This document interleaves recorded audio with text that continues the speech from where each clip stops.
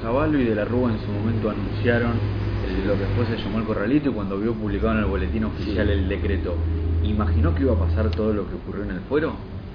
Yo creo que no, y creo que lo bueno que pasó es que pasó, porque el Poder Judicial en cierta forma se reivindicó frente a la población, es decir, la gente entendió, alguna, no mucha o parte, que podía recurrir al Poder Judicial y que el Poder Judicial le podía, en cierta forma, dar una respuesta. Si el Poder Judicial no hubiera servido como válvula de escape para esto, ¿qué hubiera pasado? ¿Qué hubiera pasado con los bancos? ¿Qué hubiera pasado con la gente? Y la gente, yo creo que en vez de, no sé, prender fuego a los bancos o hacer cosas, vino a tribunales y logró una respuesta, quizás no todo lo rápida que quisiera, quizás no todo lo justa que hubiera querido, pero el tema se pudo manejar. La justicia fue en contra de lo que el Poder Ejecutivo y el Poder Legislativo estaban marcando, es decir, le dio la razón a los ahorristas y no al Estado. Tampoco era fácil para el Poder Judicial enfrentar a un Poder Ejecutivo en una situación que era verdaderamente de emergencia. En ese momento el Poder Político decía esto, que si se decretaba la inconstitucionalidad de las normas iba a significar un descalabro financiero para el país por la situación económica. ¿Eso ustedes lo tenían en cuenta? ¿Tuvieron presiones? No tuvimos presiones. En ese sentido los poderes fueron independientes. Sentíamos sí la presión del ciudadano que venía acá a golpear la puerta y sí una presión legislativa por parte del Poder Legislativo o del Poder Ejecutivo, que fueron dictando sucesivas leyes que nos impedían ir avanzando. Se fueron dictando normas que en muchos casos las declaramos inconstitucionales, porque lo eran.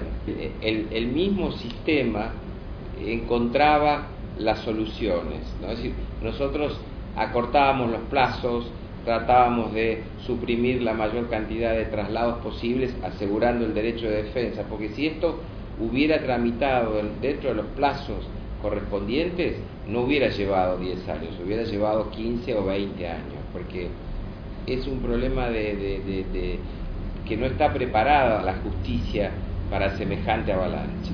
¿Qué fue lo que terminó resolviendo la justicia respecto al Corralito y cuál es la jurisprudencia establecida hoy en el caso? Había varias cosas dentro del Corralito. Primero, había una que tramitó en la justicia civil, que eran las hipotecas de gente que había sacado hipotecas en dólares y se la especificaban en pesos uno a uno. Allí la Corte aplicó lo que se llamó la teoría del sacrificio compartido. En el caso de los bancos, allí no, allí permitió que el deudor pagara con el uno a uno, entendiendo que el banco tenía un respaldo económico que no tenía el particular que pone plata en una hipoteca. En el caso de la gente que puso plata, todas las cámaras lo declararon inconstitucional y ordenaron la devolución de los depósitos. La Corte dictó un primer fallo que fue desoído por las cámaras, es decir, las cámaras, porque era un fallo que tenía 7 votos, todos diferentes, y por fin en el caso Massa, lo que realizó fue una cuenta, digamos. Dijo, a ver, a esta gente, sin declarar la inconstitucionalidad de las normas dictadas, si le agregamos lo que le debían más el SER más un interés del 4%, le estamos devolviendo en pesos lo mismo que habían depositado.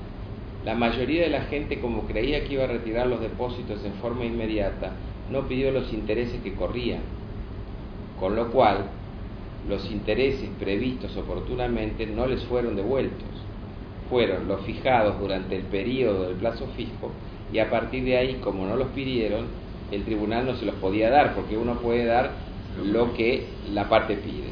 Segundo punto es que el dólar, al tiempo en que se devolvió, respecto de otros valores como eran las propiedades, había quedado totalmente desactualizado. Y hubo un último caso, que son los bonos que la gente pretendió cobrar, los bonos en dólares y los bonos donde la Corte dijo: esto es una deuda soberana que el Estado ha contraído, el Estado la pagará en la forma que estime conveniente, atento la situación de gravedad económica, que fueron obviamente los más perjudicados, porque no tuvieron una resolución. La Corte le dijo: esta no es la vía.